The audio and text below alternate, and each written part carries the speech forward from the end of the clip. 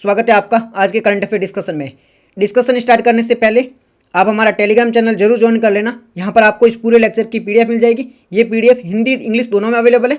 तो अब lecture start करते हैं। सबसे पहले हमारा पहला आर्टिकल है वो इंटरनेशनल डे ऑफ फॉरेस्ट के बारे में।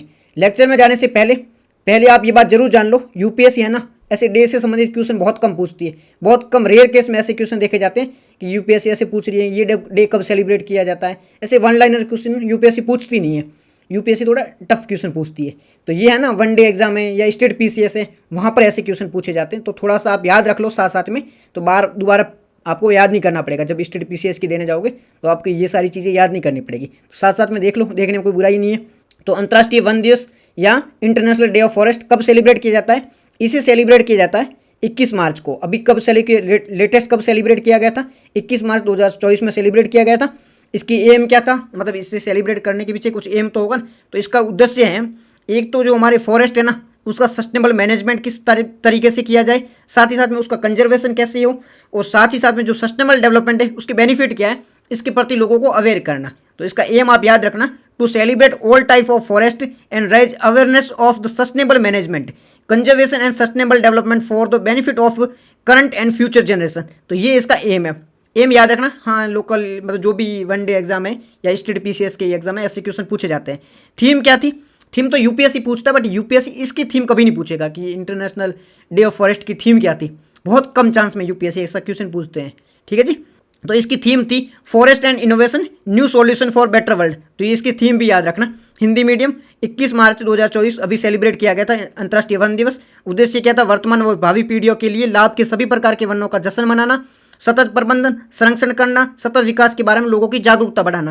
मतलब इसे ऐसे तो याद कैसे करोगे? तो वनों का जो फॉरेस्ट होते हैं ना, उसका किस प्रकार से कंजर्वेशन करना है, लोगों के मन में उसका किस प्रकार से अवेयरनेस फैलाना है, और सस्टेनेबल डेवलपमेंट है उसका क्या बेनिफिट होता है, ये सब इससे जो एम है, उद्देश्य है। थीम वन और नवाचार, बेहतर दुनिया के लिए समाधान, ये थीम थी। इसको याद ही रखना पड़ेगा, इससे कुछ समझाने वाली बात थी नहीं। अब नेक्स्ट जो है elimination of racial discrimination. Next जो आर्टिकल है ना हमारा, वो है एलिमिनेशन ऑफ रेशियल डिस्क्रिमिनेशन। ठीक है जी। ये भी है किससे? वो वन डे एग्जाम वाला है। यूपीएससी तो पूछेगी नहीं कि रेशियल डिस्क्रिमिनेशन डे कब सेलिब्रेट किया जाता है, बट ये मेंस में काम आ सकता है कि रेशियल डिस्क्रिमिनेशन को कम करने के लिए क्या क्या प्रयास किया जा रहा है। तो इंटरनेशनल लेवल पे ये प्रयास किया जाता है, ऐसे आप लिख सकते हो आंसर में। एग्जाम्पल देके लिख सकते हो कि इंटरनेशनल लेवल पर डे के रूप में भी इसे सेलिब्रेट किया जाता है। उसका मेन एम ही यही है कि किसी भी प्रकार से जो एंटी डिस्क्रिमिनेशन होता है ना, जो भी इनइक्वलिटी होती है किसके साथ में, रेशियल के आधार पर जो भी डिस्क्रिमिनेशन होता है उसे कम करना, यही इसका मोटो है। तो इंटरनेशनल लेवल पे भी काफ़ी ज़्यादा एफर्ट लगाए जा रहे हैं। तो मेंस में आपके ये काम आ सकता है पॉइंट, प्रीलिम में काम आने वाला है नहीं, बट जो वन डे एग्जाम है या स्टेट पीसीएस में ये काम आ सकता है। तो सबसे पहले international day of elimination racial discrimination celebrate कब किया जाता है? ये भी 21 मार्च को सेलिब्रेट किया जाता है। ठीक है जी। अब इसका एम क्या है? To foster global culture of tolerance, equality, anti discrimination and sells on each and every one of us to stand against the racial prejudice and intolerance attitude. क्या कहना चाहता है? इसका एम क्या है? इसका एम सिंपल यही है कि जो भेदभाव होता है ना इन लोगों के प्रति, जो रेशियल आधार पर भेदभाव होता है, सबसे पहले इसको कम करना। और जो नस्लीय आधार पर, मतलब जो रेशियल आधार पर पहले से जो पूर्वाग्रह चल रहे हैं, लोगों के मन में पहले से जो धारणा चल रही है, उसको कम करना। साथ ही साथ जो इंटॉलरेंस है ना, उसको कम करना, लोगों में सहिष्णुता बढ़ाना, टॉलरेंस बढ़ाना, इंटॉलरेंस को कम करना, यही इसका एम है। मतलब इस उद्देश्य को सिंपल से ऐसे वर्ड में याद रख सकते हो क्या इसका उद्देश्य है ना, वो भेदभाव कम करना है, और लोगों के मन में असहिष्णुता है ना, मतलब इंटॉलरेंस है, उसको कम करना, यही इसका एम है। थीम क्या थी? थीम इस बार की थी a decade to recognise justice, development, implementation and international decade for people of African descent. जो ये थीम है, हिंदी मीडियम देख लो, कि मान्यता, न्याय और विकास का एक दशक, अफ्रीकी मूल के लोगों के लिए अंतर्राष्ट्रीय दशक का कार्यान्वयन, ये इसकी थीम थी। तो थीम भी स्टेट पीसीएस और वन डे एग्जाम में आप याद रख सकते हो। ये तो हमारा पहला जो दूसरा आर्टिकल हो गया। चलते हमारे नेक्स्ट आर्टिकल की ओर। नेक्स्ट आर्टिकल पॉलिटिकल न्यूज़ का है। इंडियन एक्सप्रेस में एक न्यूज़ आई थी कि अभी है ना 27 मिलियन लोग हैं वो फोर्स लेबर में जो भी है पार्टिसिपेट कर रहे हैं। ये आईएलओ की रिपोर्ट है। तो ये आपके कहाँ काम आ सकता है? ये प्रीलिम में काम आ सकता है, ये मेंस में काम आ सकता है। प्रीलिम में इस पे आईएलओ पर डायरेक्ट क्वेश्चन आ सकते हैं, मेंस में जो इसमें डेटा दिया गया है ना, ये आपके बहुत ही ज़्यादा काम आ सकता है। तो ये दोनों जगह इंटरव्यू में तक भी काम आ सकते हैं। फोर्स लेबर से संबंधित अगर इंटरव्यू में आप क्वेश्चन पूछे तो वहाँ पर भी काम आ सकता है। तो चलिए इसको देख लेते हैं। न्यूज़ में क्यों था? न्यूज़ में इसीलिए था कि आईएलओ ने अभी रिपोर्ट जारी की है। इसमें आईएलओ ने बताया है कि 27 मिलियन मतलब 27 मिलियन जो लोग हैं वो फोर्स लेबर, जो फोर्स लेबर क्या होता है, जो ज़बरदस्ती कार्य करवा जाए, उसमें एंगेज्ड है, मतलब उसमें कार्यरत है, जुड़े हुए हैं। तो इसीलिए ये न्यूज़ में था। अब न्यूज़ तो देख ली, अब हम कुछ डेटा है उसके बारे में देख लेते हैं। देखो पहला डेटा क्या है, मतलब इसको याद रखना है, ऐसे मैं डेटा इसलिए बोल रहा हूँ बार बार कि इससे मेंस में आप दे सकते हो, एग्जैक्ट याद नहीं रखना। एग्जैक्ट न्यूज़ तो यही थी कि 27 मिलियन, तो ऐसे 20 मिलियन प्लस लोग हैं वो लेबर फोर्स में, अभी जो फोर्स लेबर होती है उसमें इन्वॉल्व है, एंगेज्ड है। तो ये लिख लिया पहला पॉइंट। फिर आप ये ऐसे देख के शुरुआत कर सकते हो। फिर इसके अलावा जो प्रॉफिट होता है आईएलए को अकॉर्डिंग, आईएलए ने अभी रिपोर्ट जारी की, इसके अकॉर्डिंग ये जो प्रॉफिट है ना, मतलब जो 27 मिलियन जो लोग जबरदस्ती काम करवाया जा रहा है, जिनसे फोर्स लेबर करवाया जा रहा है, इससे प्रॉफिट कितना हो रहा है, इससे इंटरनेशनल लेवल पर 36 बिलियन का एवरी ईयर प्रॉफिट होता है। मतलब जो फोर्स लेबर में लोग काम कर रहे हैं, जबरदस्ती लोगों से काम करवाया जा रहा है, इसका 36 बिलियन एवरी ईयर प्रॉफिट होता है। इतना ज़्यादा प्रॉफिट हो रहा है इस जबरदस्ती जो बंधुआ मजदूर होते हैं उनके थ्रू। तो आप देख रहे हो कितना ज़्यादा प्रॉफिट कमाया जा रहा है। देखो आप ऐसे सोच के भी देखोगे तो ये बहुत ज़्यादा गलत है। अगर किसी को बिना उसको इंटरेस्ट नहीं है उस चीज़ का, फिर ज़बरदस्ती काम करवाया जा रहा है, ये तो वैसे ही इलीगली है। आप ऐसे एथिकली सोचोगे तो भी गलत है। तो 27 मिलियन लोग ऐसे हैं वो एक चक्कर में घूम जाते हैं। जैसे कि आपको बंधुआ मजदूर पहले बना दिया गया, फिर क्या होगा, बंधुआ मजदूर आपको इतना रोजगार नहीं मिलेगा, पैसे आपको इतने दिए नहीं जाएगी। इसका मतलब क्या होगा, आप गरीब रह गए। गरीब हमारा सस्टेनेबल डेवलपमेंट गोल आप समझोगे ना, तो गरीबी है तो आपके पास पैसे नहीं होंगे, पैसे नहीं होंगे तो आपके पास एजुकेशन नहीं होगी, एजुकेशन नहीं होगी तो आपके बच्चे भी गरीब रह जाएगी। तो एक साइकिल की तरह घूम जाता है। ये साइकिल क्या करता है, उस आदमी को ऊपर उठने ही नहीं देता है। तो इसको आप लिंक भी कर सकते हो, सस्टेनेबल डेवलपमेंट गोल के साथ लिंक कर सकते हो, और भी अलग अलग डायमेंशन में लिंक करके अच्छे से आंसर इसका लिख सकते हो। तो इस आईएलओ को रिपोर्ट के अकॉर्डिंग 36 बिलियन एवरी ईयर इसका प्रॉफिट होता है। और इस रिपोर्ट में आईएलओ ने एक बात और भी कही है कि लास्ट 10 सालों में है ना, इसमें लगातार वृद्धि देखी गई है। कि पहले इतनी नहीं थी इसमें फोर्स लेबर में, लेकिन लास्ट 10 साल में देखा गया तो इसमें और भी ज़्यादा वृद्धि देखी गई है। और साथ ही साथ में और भी ज़्यादा लोग इसमें एंगेज होने लगे हैं। वृद्धि देखने का रीज़न क्या हो सकता है, वृद्धि देखने की यही, अभी इकोनॉमी डाउन है, स्लो डाउन से चल रहा है, लोगों के पास में काम करने को है नहीं, रोजगार है नहीं, बेरोजगारी बहुत ज़्यादा है। लोग क्या करते हैं, कुछ भी दे दो जबरदस्ती, जैसे जैसे काम मिल जाए वही बहुत है, इसलिए वो इसमें इन्वॉल्व हो जाते हैं, उनसे फोर्स लेबर करवाया जाता है। साथ ही साथ में फिर उनके बच्चे हैं उनसे भी करवाया जाएगा, तो ये पूरा विशेष साइकिल बन जाएगा। तो इससे फोर्स लेबर बहुत ही ज़्यादा अभी वृद्धि देखने को मिली। 37% अभी जो प्रॉफिट हो रहा है उसमें वृद्धि भी देखने को मिली है। ये 10 सालों में 37% इसमें वृद्धि देखने को मिली, 37% इसमें वृद्धि देखने को मिली है। साथ ही साथ लोगों की जो संख्या है उसमें भी बढ़ोतरी देखी गई है।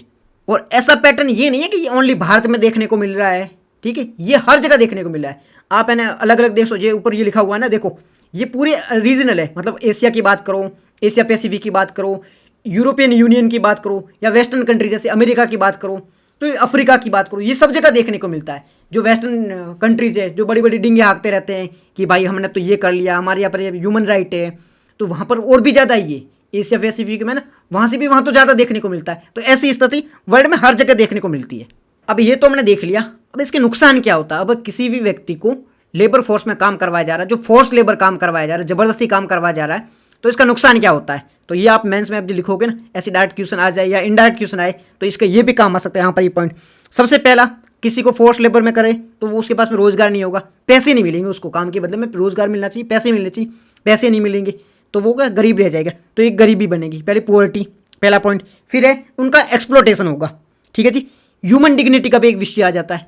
हमारे आर्टिकल 21 जो हमारा संविधान का आर्टिकल है 21, वो क्या बात करता है कि जो इंसान है ना वो गरिमापूर्ण जीवन जिए, ह्यूमन मतलब डिग्निटी के साथ अपने जीवन है वो व्यतीत करे।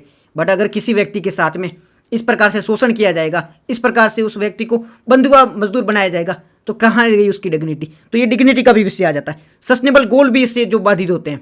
सस्टेनेबल गोल है ना हमारा 17, उसमें हमारा मेन टाइगर गरीबी को दूर करना है, भूखमरी को दूर करना है, एजुकेशन प्रमोट करनी। तो कैसे प्रमोट करोगे आप, इस तरह से कैसे प्रमोट करोगे, तो ये भी देखने में। साथ ही साथ आपने ये भी देखा होगा जहाँ पर जो है ना इनऑर्गेनाइज सेक्टर है, जहाँ पर इस प्रकार का काम होता है, जहाँ पर बंधुआ मजदूरी होती है, जहाँ पर फोर्स लेबर होता है, वहाँ पर है ना सेक्सुअल एक्सप्लॉयटेशन बहुत ज़्यादा होता है। वहाँ पर ज़्यादातर जो काम करते हैं वो महिला ज़्यादा काम करती है, तो महिलाओं के साथ दुष्परिणाम बहुत ज़्यादा देखने को मिलते हैं।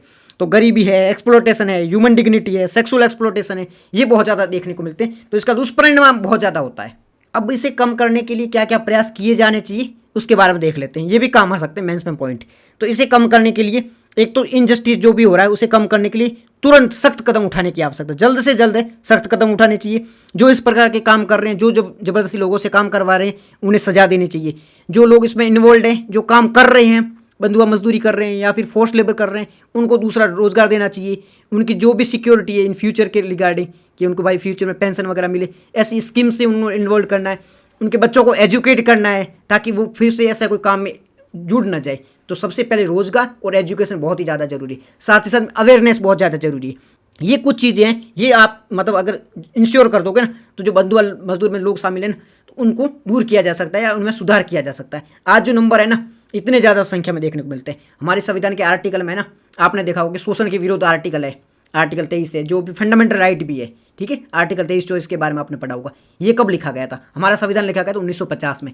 तब हमारे जो संविधान मेकर थे ना, कॉन्स्टिट्यूशन मेकर, उन्होंने तब ये सोच लिया था कि इस प्रकार की दिक्कतें आ सकती है। लेकिन आज हम ये डिस्कस कर रहे हैं 2024 में, तब भी ऐसे डिस्कस करें, इसका मतलब है ना अभी तक सुधार हुआ नहीं है। तब भी लोगों को लगता था कि ऐसी दिक्कतें आ सकती, जबकि आज तो बढ़ोतरी देखने को मिल रही है, इसमें सुधार नहीं हुआ। तो आप कॉन्स्टिट्यूशन के एंगल भी इसमें ऐड कर सकते हो, तो ये बहुत रिसेंट आंसर बन सकता है इससे। अब हम प्रीलिम के पर्सपेक्टिव से आईएलओ के बारे में देख लेते हैं। आईएलओ की फुल फॉर्म क्या है? International Labour Organization, Hindi medium अंतर्राष्ट्रीय श्रम संगठन, ठीक है जी, अंतर्राष्ट्रीय श्रम संगठन। ये तो हमने देख लिया। ये एक यूनाइटेड नेशन है ना, संयुक्त राष्ट्र, उसकी एक एजेंसी है। मतलब ये चीज़ आप याद रखना, यूनाइटेड नेशन या संयुक्त राष्ट्र की एक स्पेशल एजेंसी है। इस चीज़ को आप याद रखना, स्पेशल पॉइंट है, इस पर क्वेश्चन बन सकता है, कैसे भी इनडायरेक्टली प्रीलिम में क्वेश्चन पूछा जा सकता है। इसका मैंडेट क्या है? मैंडेट का मतलब तो अधिदेश। इसका अधिदेश है अंतर्राष्ट्रीय श्रम मानकों को स्थापित करना। क्या होता है? जो सोशल होते हैं, जो इकोनॉमिक जस्टिस होते हैं, उनको इंटरनेशनल लेवल पर उन्हें सेट करना। सिंपल वर्ड में तो सामाजिक और आर्थिक न्याय को आगे बढ़ाना, सोशल और इकोनॉमिक जस्टिस है ना, उसे आगे बढ़ाने का इसका मैंडेट, काम यही करता है। सामाजिक और जो आर्थिक न्याय किस प्रकार से उसे आगे बढ़ाया जाए। मोटो क्या है इसका? मोटो यूपीएससी नहीं पूछेगी, अधिदेश यूपीएससी नहीं पूछेगी, मतलब इतने भी नहीं एससीबीसी भी। एक तो देखो सिंपल सी चीज़ें, इतनी आपको याद नहीं रहने वाले हैं, ठीक है जी। पहला पॉइंट ये है। दूसरी बात, अगर आप याद रख सकते हो तो बेटर है। स्टेट पीसीएस की समझ के याद रख लो। अगर यूपीएससी पूछ ले तो आपको आ जाएगा, नहीं पूछे तो बस कोई बात नहीं। तो इसलिए याद रखना, मैंडेट हमने देख लिया कि सामाजिक और आर्थिक जस्टिस को आगे बढ़ाना है। मोटो क्या है इसका? मोटो का मतलब होता है आदर्श वाक्य। आदर्श इसका वाक्य है डिसेंट वर्क फॉर ऑल, यानी कि सभी के लिए अच्छा कार्य, सभी के लिए सभ्य कार्य, डिसेंट वर्क फॉर ऑल, ये इसका मोटो है। ये भी चीज़ याद रखना। हेडक्वार्टर कहाँ है इसका? मुख्यालय कहाँ है? जिनेवा स्विट्जरलैंड में इसका मुख्यालय है, ठीक है जी। क्या क्या देखा हमने? आईएलओ यूनाइटेड नेशन की एक स्पेशल एजेंसी है। अधिदेश देखना इसने, सामाजिक और जो आर्थिक न्याय इसको आगे बढ़ाना। इसने मोटो देखा आपने, मोटो क्या है? सभी के लिए सभ्य कार्य, यानी decent work for all. Headquarter कहाँ है इसका? जिनेवा स्विट्जरलैंड में। ये जो है ना, इसका मूल ऑर्गेनाइजेशन कौन सा है? मूल ऑर्गेनाइजेशन का मतलब है पेरेंट ऑर्गेनाइजेशन कौन सा है। इसका जो पेरेंट है वो कौन है? पेरेंट्स कौन है, ठीक है जी। तो इसका पेरेंट्स है इकोनॉमिक एंड सोशल काउंसिल है, यूनाइटेड नेशन, वो इसका पेरेंट ऑर्गेनाइजेशन है। इसकी हिस्ट्री के बारे में बात करें तो इसकी स्थापना हुई थी 1919 में, 1919 में, जो वर्साई की ट्रीटी हुई थी, ट्रीटी ऑफ वर्साई, जो फर्स्ट वर्ल्ड वॉर के बाद में हुई थी। आपने पढ़ा होगा, फर्स्ट वर्ल्ड वॉर के बाद में जर्मनी की हार हो गई थी, तो जर्मनी को नीचा दिखाने या जर्मनी पे कंट्रोल करने के लिए वर्साई की एक ट्रीटी हुई थी। ये कब हुई थी? 1919 में हुई थी। इसी दौरान आईएलओ की स्थापना हुई थी। स्थापना क्यों हुई थी? कि किसी भी प्रकार से वर्ल्ड में जो भी प्रॉब्लम चल रही है उसे सोल्व किया जाए, इसलिए आईएलओ की स्थापना हुई थी। बाद में जब 1956 में या 1954 में, सॉरी 44 में या 54 में, जो 1946 में इसकी स्थापना हुई ना, यूनाइटेड नेशन, तो यूनाइटेड नेशन की इसे एक स्पेशल एजेंसी बना दी। मतलब 1946 में जब यूनाइटेड नेशन की स्थापना हुई तब इसे यूनाइटेड नेशन की एक स्पेशल एजेंसी बना दिया गया था। फिर इसके मेंबर कितने हैं? मेंबर अभी इसकी 187 इसके मेंबर है। एक क्वेश्चन पूछा जा सकता है, क्या यूएन के सारे मेंबर है ना, जितने भी यूएन के मेंबर है वो आईएलओ के मेंबर है? तो यूएन के सारे मेंबर है वो आईएलओ के मेंबर नहीं है। यूएन के अभी 193 मेंबर है और आईएलओ को कितने? 187 मेंबर है। तो यूएन के सारे मेंबर है वो आईएलओ के मेंबर नहीं है। स्ट्रक्चर के बारे में बात करें, ये इंपॉर्टेंट, मोस्ट इंपॉर्टेंट पॉइंट यही है। ये यूएन की ओनली, एकमात्र, मतलब ओनली वर्ड आता है यहाँ पर, ओनली या एकमात्र ऐसी एजेंसी है जहाँ पर 3 पक्ष है, यानी ट्राई पार्टी। ट्राई पार्टी मतलब कौन कौन? यहाँ पर गवर्नमेंट भी है, दूसरा यहाँ पर एम्प्लॉयर भी है, तीसरा यहाँ पर वर्कर भी है। ये तीनों साथ में मिलकर काम करते हैं। क्या चीज़ आपको याद रखनी? ये एकमात्र या ओनली, यूएन की ओनली ऐसी संस्था है जहाँ पर गवर्नमेंट, एम्प्लॉयर और वर्कर तीनों साथ में मिलकर काम करते हैं। तो ये चीज़ आप याद रखना, ठीक है। ये पूरा हमारा आर्टिकल हो गया। आईएलओ की रिपोर्ट देखी हमने, आईएलओ के बारे में देख लिया, आईएलओ के कुछ इंपॉर्टेंट पॉइंट देखे हमने।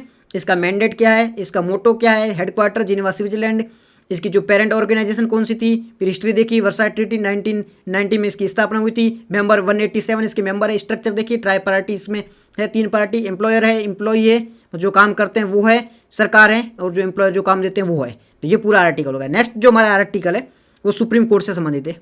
सुप्रीम कोर्ट ने इलेक्शन कमीशन के बारे में एक डिसीजन दिया, उससे संबंधित है। तो पूरा आर्टिकल होगा ना वो इलेक्शन कमीशन से संबंधित होगा, बट सुप्रीम कोर्ट का उसमें जो डिसीजन है उसका भी जिक्र करेंगे, मतलब सुप्रीम कोर्ट की जो जजमेंट है उसका भी जिक्र करेंगे।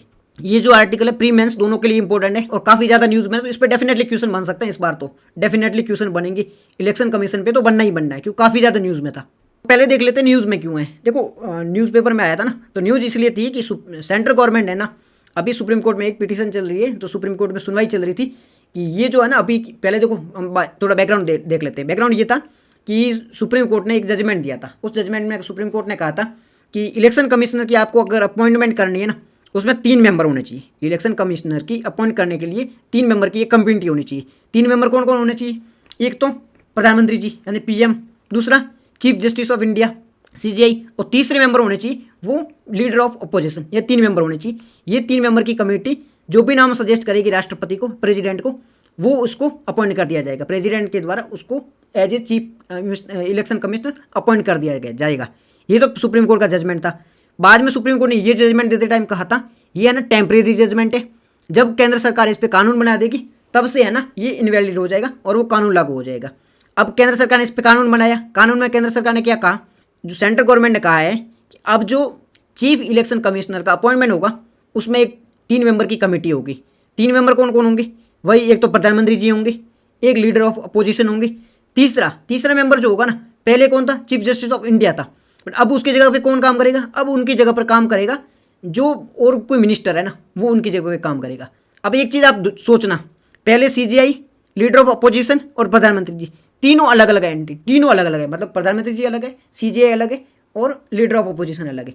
तो बहुमत के आधार पर फैसला होना चाहिए, यानी दो जनों को सहमत होना चाहिए।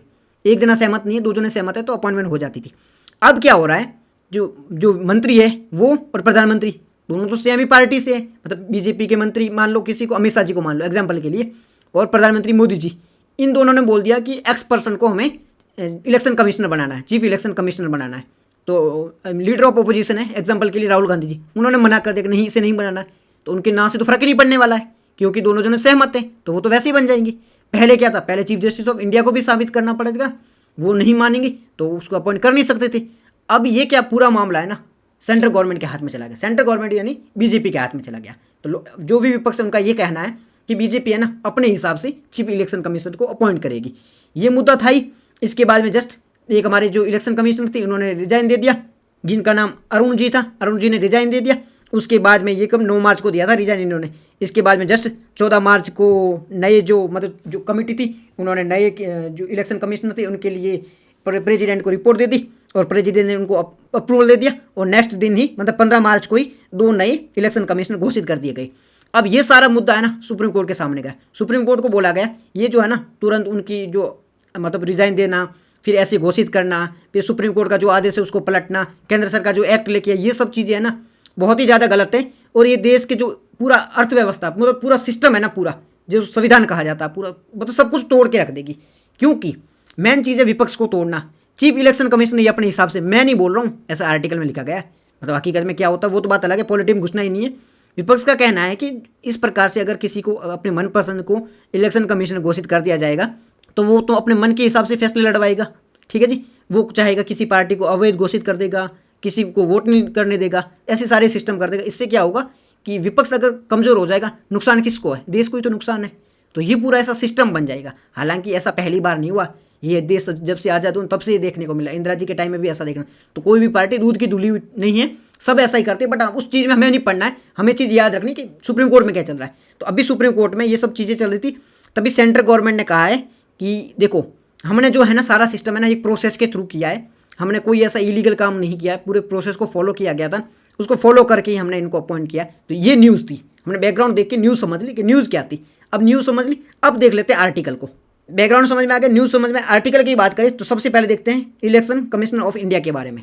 इलेक्शन कमीशन ऑफ इंडिया है ना एक कॉन्स्टिट्यूशनल बॉडी है। देखो अलग अलग प्रकार की बॉडी होती है, मैं बार बार बताता हूँ। एक कॉन्स्टिट्यूशनल बॉडी होती है, एक एग्जीक्यूटिव बॉडी होती है, एक होती है स्टेचुटरी बॉडी।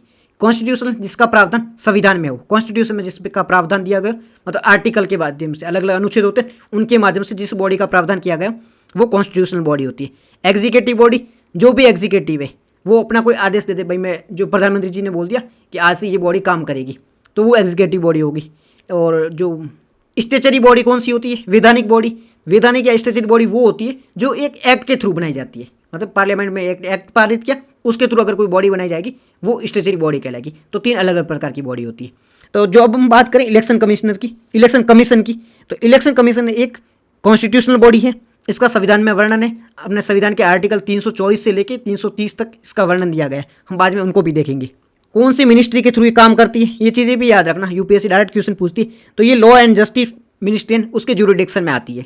किस किस चीज़ों के लिए रेस्पॉन्सिबल है, मतलब क्या क्या चीज़ें करवाने के लिए इसकी जिम्मेदारी है, तो ये इलेक्शन करवाती है। किस किस के इलेक्शन करवाती है, लोकसभा के इलेक्शन करवाती है, राज्यसभा के इलेक्शन करवाती है, जो राज्य जो होते हैं ना स्टेट असेंबली उनके इलेक्शन करवाती है, स्टेट लेजिस्लेटिव काउंसिल होती है, मतलब जो राज्य में जैसे लोकसभा में जो सेंटर में संसद मतलब लोकसभा होती है, राज्यसभा होती है, वैसे स्टेट में भी तो होते हैं ना, एक स्टेट असेंबली होता है, एक लेजिस्लेटिव असेंबली होता है, लेजिस्लेटिव काउंसिल होता है, तो उनके भी वोट करवाने के लिए रिस्पॉन्सिबल है।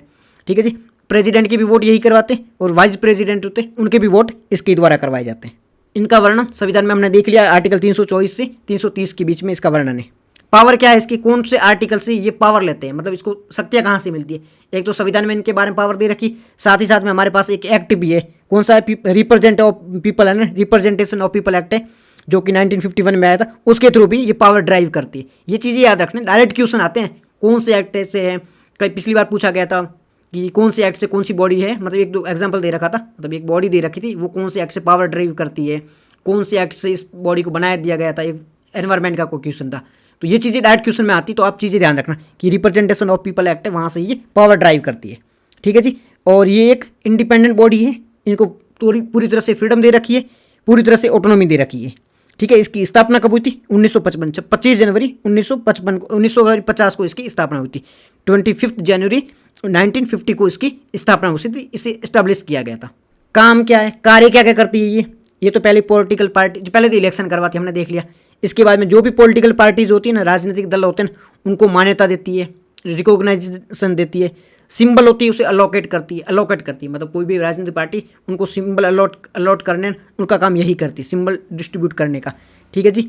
जो भी राजनीतिक दल है उनके बीच में कोई डिस्प्यूट चल रहा है, मतलब जैसे आपने देखा होगा महाराष्ट्र में शिवसेना के बीच में डिस्प्यूट चल रहा है। एक शिवसेना बोलने लगे हम ओरिजिनल शिवसेना, उद्धव ठाकरे वाली, दूसरी शिवसेना बोलने लगी हम शिवसेना ओरिजिनल है। तो कौन सी ऐसी डिस्प्यूट जो भी हो जाए उसे रिजॉल्व कौन करता है, इलेक्शन कमीशन द्वारा किया जाता है। तो ये भी काम करते हैं डिस्प्यूट को सॉल्व करना। साथ ही साथ में निष्पक्ष मतलब फ्री हो, फेयर इलेक्शन हो, उसका भी ये ध्यान रखती है, फ्री एंड फेयर इलेक्शन का भी ये ध्यान रखती है। इसके पास में एक एडवाइजरी पावर भी है। कौन सी एडवाइजरी पावर है, पार्लियामेंट के कोई इलेक्शन है या जो स्टेट लेजिस्लेचर के कोई इलेक्शन है, उसमें कोई विवाद हो गया है, ठीक है, मतलब इलेक्शन होने के बाद में कोई विवाद हो गया है, तो इस विवाद में जो उसका समाधान है ना, इसके लिए एडवाइस देने की इसके पास पावर है। ये जुरिडिक्शन है इसकी कि एडवाइस कर सकती कि जो भी इलेक्शन के बाद में अगर कोई दिक्कत चल गई, उनको लगता है कि इलेक्शन में कुछ गड़बड़ी हुई थी, धांधली हुई थी, तो ये समाधान करने के लिए इनके पास जा सकते हैं। ये एडवाइजरी पावर है इसके पास में। ये एडवाइजरी पावर चीज़ें, राष्ट्रपति की एडवाइजरी पावर का भी क्वेश्चन आया था कि कौन सी आर्टिकल में दिया गया है, तो ये चीज़ें भी याद रखना। इसके पास में एडवाइजरी पावर भी है, इलेक्शन कमिश्नर के पास में भी, कमीशन के पास में। इसके अलावा ये मॉडल कोड ऑफ कंडक्ट है, उसे भी जारी करती है। जो भी चुनाव होते हैं उससे पहले जो आचार संहिता जारी करने का है ना, वो भी इसके पास में मैंडेट है, मतलब आचार संहिता भी जारी कर सकती है। कौन सी पार्टी कैंपेन में कितने पैसे इन्वेस्ट करेगी, कितने खर्च करेगी, कितने एक्सपेंडिचर करेगी, ठीक है, एक पर्सन पे कितने, मतलब जो भी एमएलए एमपी उस पर कितना खर्च किया जाएगा, इस सारा जो है ना वो किसके द्वारा तय किया जाता है, ये भी इलेक्शन कमिश्नर के द्वारा लिमिट तय की जाती है कि आप है ना एक पर्सन पे इतने पैसे खर्च कर सकते हो। अब इसके रिमूवल के बारे में बात करें तो इसे रिमूवल ओनली पार्लियामेंट के द्वारा ही किया जाता है। स्टेट जो लेजिस्लेचर है, राज्य विधानसभा वगैरह, वो ऐसे नहीं बोल सकते कि हम है ना इलेक्शन कमिश्नर को मतलब रिमूव कर देते हैं। ओनली पार्लियामेंट ही कर सकती है, और पार्लियामेंट भी ऐसे नहीं मन उठा के कभी भी इलेक्शन कमिश्नर को रिमूव कर दिया, नहीं। सुप्रीम कोर्ट के जज को जिस प्रकार से रिमूव कर दिया जाता है, मतलब पहले इंक्वायरी होती है, जिस प्रकार से भी रिमूव करते हैं उसी प्रकार से इनको रिमूव किया जाता है। तो बहुत ईजी नहीं है कि कभी भी इनको रिमूव कर दो, तो ये भी काफ़ी टफ गेम है। अब कुछ संविधान में इनके प्रावधान है, जैसे कि आर्टिकल 324 है ना, 324 मतलब 324 है, इसमें दिया गया है कि भारत में एक चुनाव आयोग होगा जो कि फ्री एंड फेयर इलेक्शन करवाएगा। फिर 325 है, वो भी है धर्म जाति मतलब इनके आधार पर भेदभाव नहीं करके। देखो मैंने कुछ पॉइंट बता रहा हूँ, याद रखना, धर्म जाति लिंग तीन चीज़ों के आधार पर भेदभाव नहीं कर सकते हो। क्या ये चीज़ें याद रखनी? जी हाँ, ये चीज़ें याद रखनी। मतलब क्वेश्चन इस पे कैसे बनेगा? क्वेश्चन ऐसे बनेगा कि आर्टिकल 325 के अकॉर्डिंग धर्म, जाति, लिंग और वर्ग के आधार पर भेदभाव नहीं कर सकते हो। क्या ये सही है टर्म? मतलब ऐसे इनडायरेक्टली घुमा के ऐसे बनेगा, एज इट इज, ये लाइन नहीं, मतलब कुछ भी और भी यूज हो सकती है। तो वहाँ पर ये तीन चीज़ों पर याद रखना। ये जो आर्टिकल आप पढ़ रहे होगे ना, फंडामेंटल राइट, वहाँ पर 14, 15, 16 वहाँ पर कुछ टर्म दे रखे होते। वहाँ पर एक बार क्वेश्चन बना था कि यूपीएससी ने पूछा था कि मतलब जो आर्टिकल 13 था, कुछ 14 था या 15 था, कौन सा था इनमें से था एक, उसमें ये पूछा था कि इन चीज़ों के आधार पर भेदभाव कर सकते हो नहीं कर सकते हो। तो आपको ये चीज़ें याद रखनी है कि 325 में तीन चीज़ें दे रखी। कौन कौन सी है? धर्म, जाति, लिंग। ओनली तीन चीज़ों के आधार पर भेदभाव नहीं कर सकते हो। धर्म, जाति और लिंग के आधार पर भेदभाव नहीं कर सकते हो, और किसी आधार पर इलेक्शन में भेदभाव किया जा सकता है। ठीक है जी, धर्म, जाति, लिंग के आधार पर भेदभाव नहीं होगा। ये चीज़ें याद रखना। इस पर क्वेश्चन डायरेक्ट बनेगा, जब भी बनेगा सोच नहीं पाओगे इसका आंसर क्या होगा। तो ओनली धर्म, जाति, लिंग के आधार पर। बहुत ईजी है, बट उस टाइम में कन्फ्यूज कर देगा कि नहीं यार वर्ग के आधार पर भी हो सकता है, नहीं यार स्थान के आधार पर भी हो सकता है। नहीं, ऐसा नहीं होगा। ओनली तीन चीज़ें है। आर्टिकल 326 में क्या है? 18 वर्ष से ऊपर की जो भी है वो वोट दे सकते हैं, यही है। आर्टिकल 327 क्या है? आर्टिकल 327 है वही है, पार्लियामेंट की इलेक्शन इनके द्वारा किया जाएगा, इनके लिए अलग से ऑफिसर होगा। 328 राज्यसभा, जो राज्य विधानसभा वगैरह, तो उनके इलेक्शन के लिए कोई अधिकारी होगा। 29 क्या है? चुनाव में किस प्रकार से होगा, किस प्रकार से जो जुडिशरी है वो इंटरफेयर नहीं कर सकती है। जो भी चुनावी प्रक्रिया होती है उसमें जुडिशरी इंटरफेयर नहीं कर सकती, इसके बारे में। तो ये आर्टिकल आप याद रखना। 24, 25, 26, 27, 28, 29 ये कुछ इंपॉर्टेंट थी। बाकी तो वैसे तो और भी आर्टिकल है, बस आप इन चीज़ों को याद रखना। अब इसके स्ट्रक्चर के बारे में बात करें इलेक्शन कमिश्नर की, तो इलेक्शन कमिश्नर में तो 3 मेंबर होते हैं। एक तो होता है चीफ इलेक्शन कमिश्नर, ठीक है, CEC, chief election commissioner member होता है CEC, ठीक है। इसके अलावा 2 इलेक्शन कमिश्नर भी होते हैं, 2, एक तो चीफ इलेक्शन कमिश्नर और 2 होते हैं अन्य इलेक्शन कमिश्नर। टोटल कितने हो गए? 3 मेंबर हो गए। अपॉइंटमेंट कौन करता है इनको अपॉइंटमेंट राष्ट्रपति यानी प्रेसिडेंट के द्वारा इनको अपॉइंटमेंट किया जाता है। टर्म कितनी होती? 6 साल या 65 ईयर, 6 ईयर या 65 ईयर, इनमें से जो भी पहले हो जाए। आपकी अपॉइंटमेंट होगी उससे पहले आप 6 साल तक रहोगे या 65 यानी 65 साल तक रहोगे, जो भी पहले पूरी होगी वो मानी जाएगी। तो ये इसकी कार्यकाल होता है इनका। पावर क्या होगी? सुप्रीम कोर्ट के जज के समान होगी। मतलब क्या मिलेगा इनको, कितना वेतन मिलेगा, वो सुप्रीम कोर्ट के जज के समान होगा। रिमूवल सुप्रीम कोर्ट के जज के समान होगा। अपॉइंटमेंट कौन, हमने देख लिया, राष्ट्रपति जी द्वारा किया जाएगा। 3 मेंबर की कमेटी वो भेजेगी प्रस्ताव राष्ट्रपति जी के द्वारा, और राष्ट्रपति उनको अपॉइंटमेंट कर लेगा। नया सुप्रीम कोर्ट जो जजमेंट आया था वो हमने देख लिया, सुप्रीम कोर्ट का क्या जजमेंट आया था। उसमें 3 मेंबर की कमेटी होगी। कमेटी मेंबर कौन कौन होंगे वो भी हमने देख लिए। एक तो होंगे प्रधानमंत्री जी, मेंबर ऑफ अपोजिशन, और सुप्रीम कोर्ट के चीफ जस्टिस ऑफ इंडिया, ये 3 जने होंगे। बाद में पार्लियामेंट नया एक्ट लेके आई, उनमें चीफ जस्टिस की जगह एक मंत्री को ऐड कर दिया। तो ये पूरा आर्टिकल इससे संबंधित हो गया। अब कुछ इंटरनेशनल लेवल के जो भी मतलब इलेक्शन होता है, अफ्रीका में किस प्रकार से होता है, वहाँ क्या प्रोसेस है, वो भी दे रखा है PDF में, अगर आप चाहो तो देख सकते हो। बाकी इतना इंपॉर्टेंट है नहीं। चलते हमारे नेक्स्ट आर्टिकल की ओर। नेक्स्ट हमारा आर्टिकल है रिवर्स फ्लिप के बारे में। न्यूज़ में क्यों है? न्यूज़ में इसलिए कि कुछ कंपनी जैसे कि जेप्टो है, मीशो है, वो अभी भारत में आ रही है रिवर्स फ्लिप के थ्रू, तो इसलिए न्यूज़ में। अब हम देख लेते हैं रिवर्स फ्लिप होता क्या है। ये इकोनॉमिक की टर्म है, बहुत इंपॉर्टेंट है, याद रखना, डायरेक्ट क्वेश्चन बन सकता है इस पर। रिवर्स फ्लिप को समझने से पहले हम समझ लेते हैं फ्लिप को। फ्लिप का मतलब क्या होता है? देखो क्या होता है, भारत की कोई कंपनी है, ठीक है, यहाँ पर बैठी है, कोई स्टार्टअप है। अब उसे लग रहा है कि अमेरिका में तो मज़े ही मज़े हैं। क्या मज़े ही मज़े अमेरिका में? अमेरिका में तो उनको मिला टैक्स में बेनिफिट मिल रहा है, और भी हम बाद में कारण भी देखेंगे क्यों जाती है। तो कुछ ऐसे लगा कि हाँ अमेरिका में तो मज़े ही मज़े, तो वो चले जाते हैं कि हमारे जो हमारी कंपनी है, एक सब्सिडरी कंपनी वहाँ पे बना दी। कहाँ पे? अमेरिका में इनकी एक सब्सिडरी कंपनी बना दी। इसके थ्रू क्या क्या इनके इंटेलेक्चुअल प्रॉपर्टी राइट है, साथ ही साथ में इनके पास जितने शेयर है सारे ट्रांसफ़र कहाँ कर दिए? ओनरशिप पे ये ट्रांसफ़र कर दिए अमेरिका में, या फिर दूसरा कोई भी देश में लो, भारत से दूसरे कोई भी देश में बेनिफिट को देखते हुए, लालच को देखते हुए भारत की कंपनी अपने जो शेयर है, अपनी इंटेलेक्चुअल प्रॉपर्टी राइट है, अपनी ओनरशिप है, वो फॉरेन में उसकी किसी सब्सिडरी कंपनी के नाम पर ट्रांसफ़र कर देना फ्लिप कहलाता है। सिंपल वर्ड में भारत की कोई कंपनी है, एग्जाम्पल के लिए जियो को देख लो।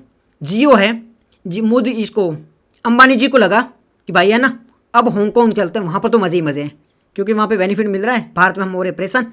तो जियो क्या करेगा, वहाँ पर एक सब्सिडरी कंपनी खोलेगा, इनके जो भी इंटेलेक्चुअल प्रॉपर्टी राइट है, जो भी इनके शेयर है, जो ओनरशिप है, सारे ट्रांसफ़र कर दिए उनके नाम पर। हांगकॉन्ग में इनकी कंपनी थी, उनके नाम पर ट्रांसफ़र कर दिए। तो ये क्या कर लिया? फ्लिप, मतलब फ्लिप कर गई, बदल गई, एक जगह से दूसरी जगह पर चले गई, इसे कहा जाता है फ्लिप कहा जाता है। फ्लिप समझ में आ गया। अब रिवर्स फ्लिप क्या होगा? फ्लिप का मतलब भारत से बाहर जाना, फ्लिप करके मतलब बाहर चले गई, मतलब आपसे दूर भाग गई।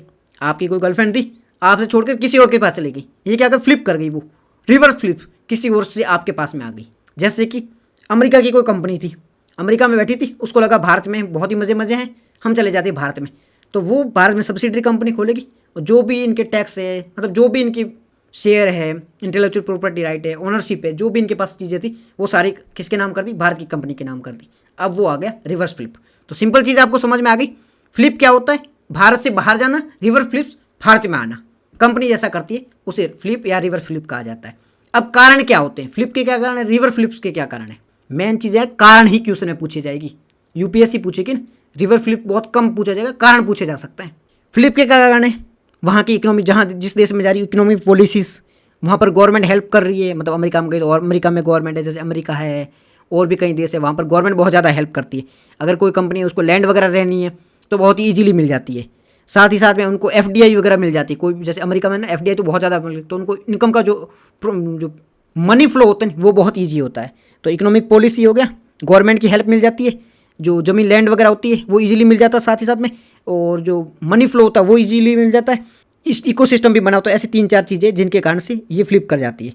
रिवर्स फ्लिप्स क्यों होती है, और टैक्स बेनिफिट भी मिलता है, मतलब फ्लिप के कारण टैक्स बेनिफिट भी बहुत ज़्यादा मिलता है, इसके कारण भी कंपनियां वहाँ जाती है। रिवर्स फ्लिप्स क्यों होता है, एक तो भारत में है ना, अभी प्रेजेंट टाइम में बात करें तो स्टार्टअप का एक कल्चर डेवलप किया गया है। पहला कारण है कि स्टार्टअप का कल्चर है।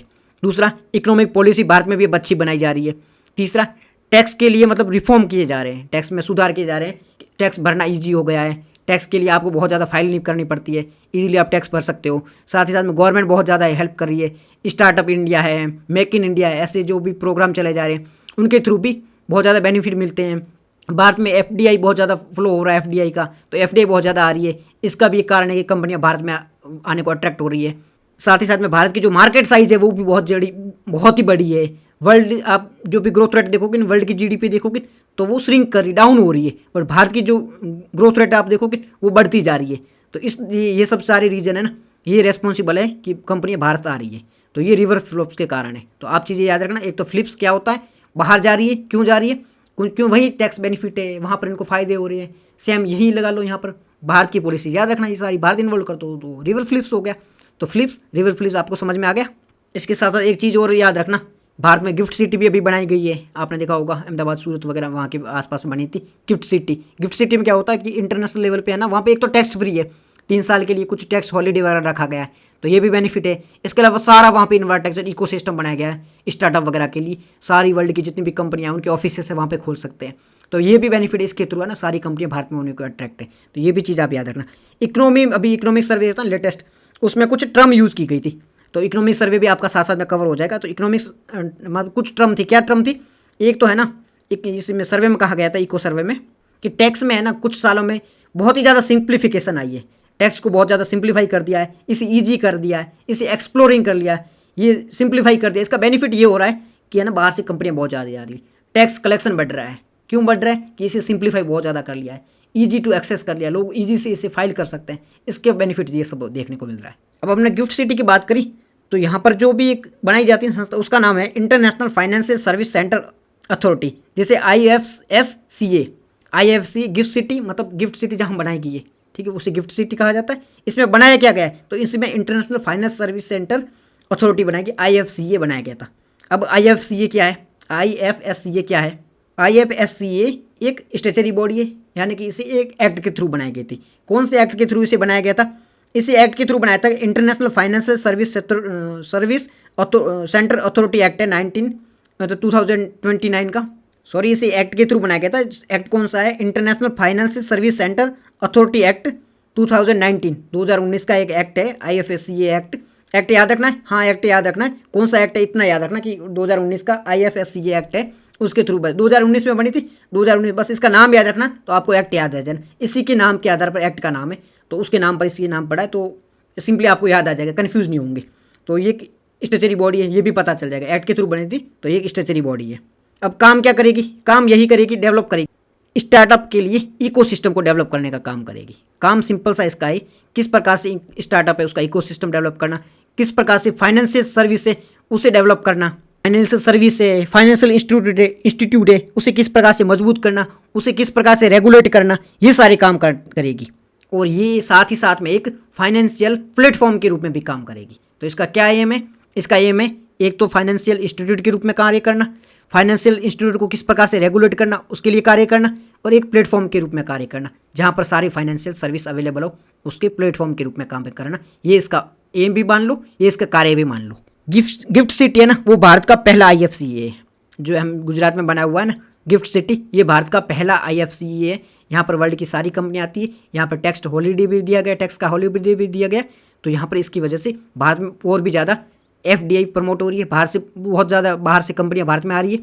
तो ये पूरा ओवरऑल मार्केट बनाने का काम कर रही है कि ग्लोबल लेवल पर ये भारत की प्रेजेंस बनाने का काम कर रही है। मेंबर की बात करें तो इसमें 9 मेंबर, इतनी चीज़ें याद नहीं रखनी, बेसिक भी 9 मेंबर है। इसमें केंद्र सरकार अपॉइंट करती है, कुछ अलग अलग संस्थाओं से आते हैं मेंबर, तो बस इतनी चीज़ें याद नहीं रखनी आपको। प्रत्येक मेंबर का 3 साल का कार्यकाल होता है, रीअपॉइंट हो सकते हैं, बस चीज़ें माइंड में थोड़ा बहुत होगा, बाकी ज़्यादा याद रखने की जरूरत नहीं है। ऐसे भी ये टॉपिक तो काफ़ी ओल्ड है, तो इस पर कम चांस है कि डायरेक्ट ऐसे मेंबर भी पूछ लिया जाए, बहुत कम चांस है। अब फिलीपींस से संबंधित एक क्वेश्चन भी था, इसे आप देख लेना, कंसीडर। तो कुछ आपको मतलब दे रखी 2 टर्म में।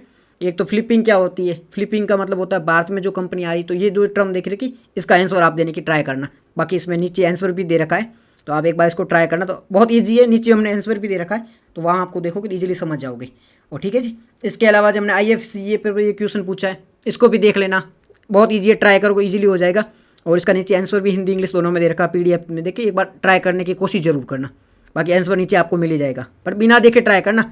फिर UPSC में भी क्वेश्चन पूछा गया था, ये पूछा गया था फ्यूल सेल से पहले। हमारा जो भी नेक्स्ट आर्टिकल है ना, वो आप देखोगे UPSC का क्वेश्चन, UPSC कैसे पूछती, उस क्वेश्चन को देख के आपको ये आर्टिकल पूरा समझ में आ जाएगा। तो क्वेश्चन वो तो जरूर देखना, UPSC का जो फ्यूल सेल से संबंधित क्वेश्चन है वो तो जरूर देखना। तो चलते हैं हमारे नेक्स्ट आर्टिकल की ओर। नेक्स्ट जो हमारा आर्टिकल है वो फ्यूल सेल के बारे में। न्यूज़ इंपॉर्टेंट है नहीं, न्यूज़ में क्यों था, न्यूज़ में PIB में कुछ न्यूज़ थी कि फ्यूल सेल से संबंधित कुछ कार्य वगैरह किया जा रहा है, कुछ मीटिंग वगैरह हुई है, तो न्यूज़ तो इंपॉर्टेंट नहीं है, हम फ्यूल सेल के बारे में देख लेंगे। फ्यूल सेल के बारे में देखने से पहले एक एजेंसी है, ठीक, उसके बारे में देख लेते हैं। एजेंसी या संस्था, इसका नाम है International Partnership for Hydrogen and Fuel Cell in the Economy, IPHE। Full form याद रखना है, फुल फॉर्म नहीं है, बस थोड़ा बहुत समझ लेना कि एक ऐसी ऑर्गेनाइजेशन है, International Partnership for Hydrogen and Fuel Cell in the Economy. Mains में एग्जांपल देने में काम आ सकता है कि इंटरनेशनल लेवल पर ग्रीन जो हाइड्रोजन है, मतलब ग्रीन एनर्जी है, क्लीन एनर्जी, उसे प्रमोट करने के ये प्रयास किए जा रहे हैं, तो वहाँ पर ये कोशिश मतलब लिखा जा सकता है, एग्जाम्पल को अच्छा बनाते हैं। अगर फैक्ट बेस्ड मेंस में क्वेश्चन लिख दो ना, मतलब मेंस में जो भी क्वेश्चन है उसमें आप आंसर में फैक्ट लिख दो डायरेक्टली, एग्जाम्पल देखिए ये कोशिश की जा रही है, वहाँ पर एग्जाम्पल के थ्रू समझ, तो बहुत ही अच्छे मार्क्स आ जा सकते हैं आपके। ठीक है, इंटरव्यू में भी अगर आप किसी का एग्जाम्पल के थ्रू, ऐसे फैक्ट UPSC नहीं पूछती है, पर फैक्ट वहाँ पर काम आ सकते हैं आपके। तो ये फैक्ट ही एक प्रकार का, ये एजेंसी है क्या, International Partnership for Hydrogen and Fuel Cell in the Economy, IPHE। तो ये चीज़ याद है, वहाँ पर काम आ जाएगी। तो इसके बारे में बात करें, इसकी स्थापना हुई थी 2003 में, 2003 में इसे इस्टेब्लिश किया गया था। ये एक इंटर गवर्नमेंटल ऑर्गेनाइजेशन है, US लेड है। देखो ये चीज़ प्रीलिम में क्वेश्चन कैसे आएगा, ऐसे आ जाएगी, एक टर्म लिखी हुई। इसकी स्थापना है वो 2003 में हुई थी, और इसकी जो है ना यूरोपियन यूनियन है या भारत के लीडरशिप में इसे स्थापित किया गया था, ऐसी एक टर्म दे रखी होगी। तो वहाँ पर आपको समझना है कि इसी स्थापना 2000, वैसे डायरेक्ट नहीं पूछा जाएगा कि इसकी स्थापना 2003 में हुई थी, ऐसे देखो वन डे एग्जाम ऐसे पूछा, तो वो नहीं पूछा जाएगा। UPSC कैसे पूछेगी, इसकी स्थापना 2003 में हुई थी, और इसकी जो अध्यक्षता की थी वो यूरोपियन यूनियन ने की थी या इंडिया ने की थी, ऐसे दे दिया जाएगा। तो पूरी लाइन दे दे कि आपको सही है गलत करना है। तो यहाँ पर US ने की थी, ये चीज़ ध्यान रखना, US की अध्यक्षता या US की लीडरशिप में इसे स्थापित किया गया था। काम क्या करता है, एम क्या, इसका एम यही है, हाइड्रोजन और जो ईंधन सेल है उसकी जो भी टेक्नोलॉजी है उससे प्रमोट करने का ये काम करता है। मेंबर कितने, सदस्य कितने, इसके 21 सदस्य है। यूरोपियन यूनियन भी साथ में काम करता है। इंडिया इसका मेंबर है, मोस्ट इंपॉर्टेंट चीज़ है, इंडिया इसका मेंबर है, किसका मेंबर है किसका नहीं है, ये चीज़ जरूर याद रखना। डायरेक्ट क्वेश्चन ऐसे आ जाएगा, कोई भी ऑर्गेनाइजेशन दी हुई होगी, इंडिया इसका मेंबर है नहीं है, तो जब भी न्यूज़ में पढ़ो, जहाँ पे भी किसी ऑर्गेनाइजेशन की बात करो, ये चीज़ जरूर देखो, इंडिया मेंबर है या नहीं है, तो इंडिया इसका मेंबर जरूर है। बड़े बड़े कंट्रीज है लाइक UK है, रसिया है, सिंगापुर है, बट इंडिया इसका मेंबर है, ये चीज़ याद रखना। बाकी कौन है मैटर नहीं करता, तो ये चीज़ जरूर ध्यान रखना। अब हम बात करेंगे फ्यूल सेल के बारे में। फ्यूल सेल क्या होता है, फ्यूल सेल यानी ईंधन सेल, जो ईंधन से सेल बनाए, सेल का मतलब बैटरी होती है ना, जो बैटरी की तरह कार्य करता है। तो इसको ध्यान से समझना, इस आर्टिकल से क्वेश्चन भी सॉल्व हो सकता है आपका, UPSC में पूछा गया था। फ्यूल सेल का मतलब होता है ईंधन सेल। ये क्या होता है, ये एक इलेक्ट्रोकेमिकल सेल होता है।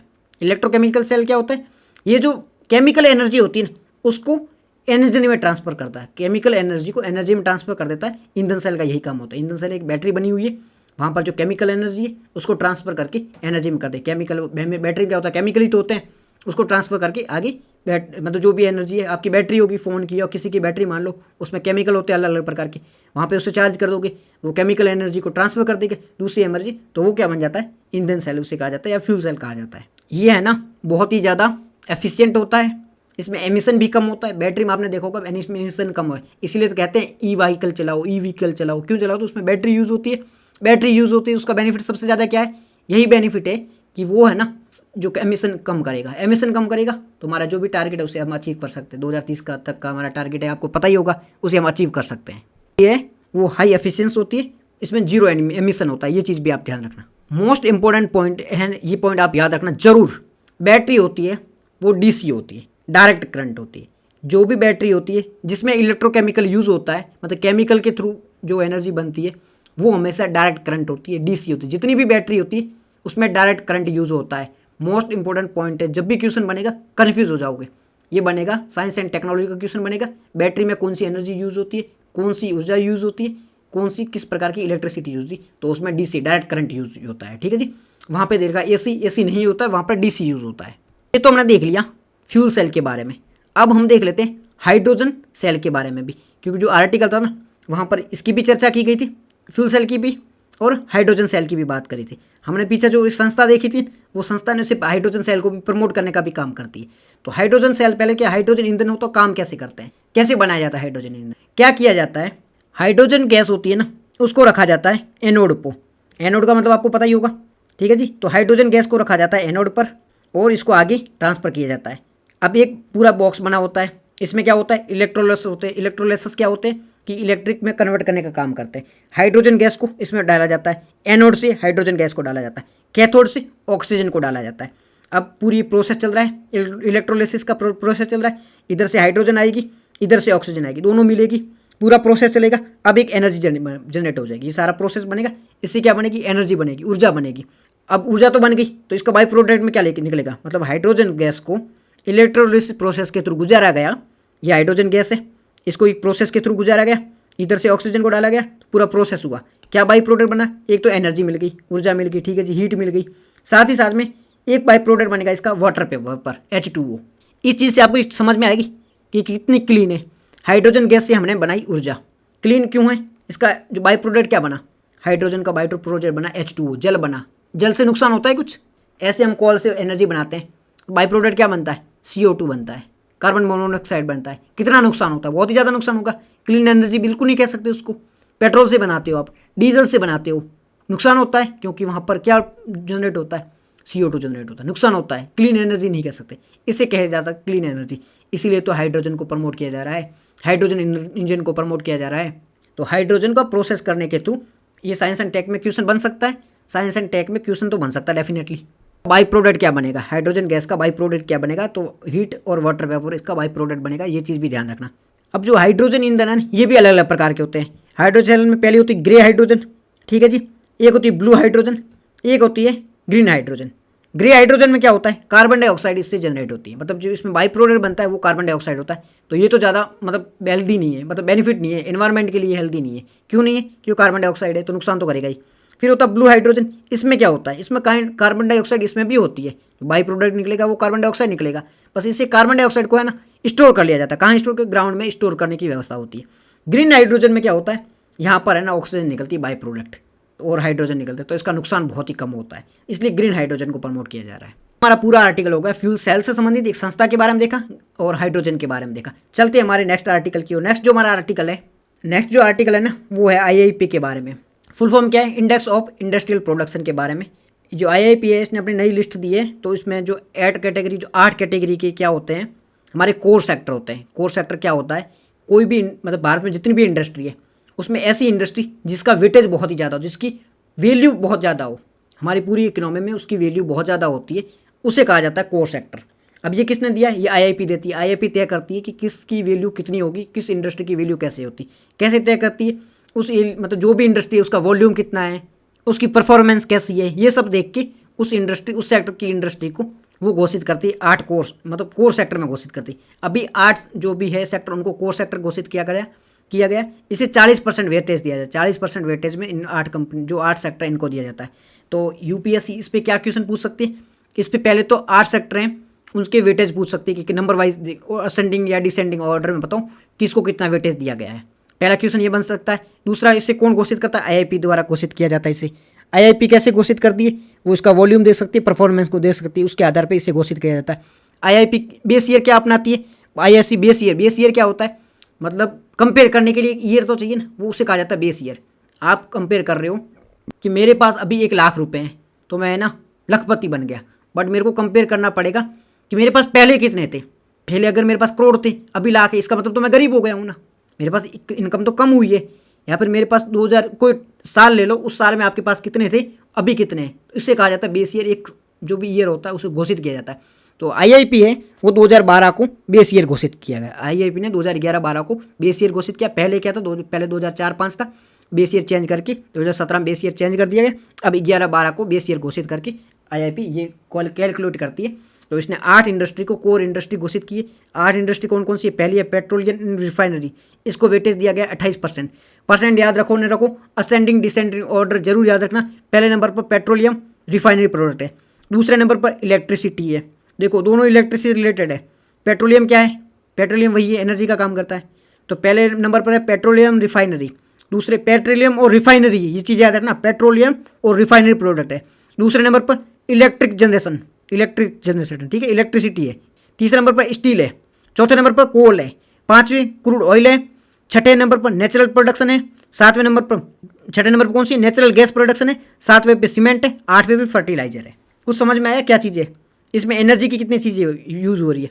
पेट्रोलियम पहले नंबर, पेट्रोलियम और रिफाइनरी, ठीक है, यहाँ पर कन्फ्यूज हो जाओगे कि ऊपर तो पेट्रोलियम और रिफाइनरी है, नीचे है कोल और उसके नीचे है crude oil.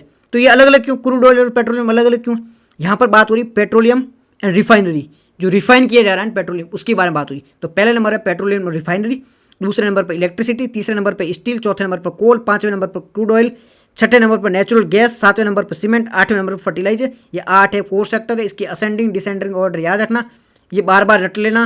Petroleum, electric, steel, कोल, क्रूड ऑयल, नेचुरल, सीमेंट और फर्टिलाइजर, ठीक है जी, ये देख लो। अब ये यूपीएससी ने प्रीलिम में क्वेश्चन पूछा, इसको एक बार देख लो। क्या है, फ्यूल सेल से जिसमें हाइड्रोजन ईंधन का उपयोग होता है, इसके बारे में आपको स्टेटमेंट देनी है। हमने आर्टिकल को अच्छे से डिस्कस किया है, इसकी आप अगर स्टेटमेंट देखोगे तो आपको अच्छे से समझ में आ जाएगा। बहुत ईजी है, एक बार देखना, नहीं होता है नीचे आंसर दे रखा है तो ट्राई जरूर करना।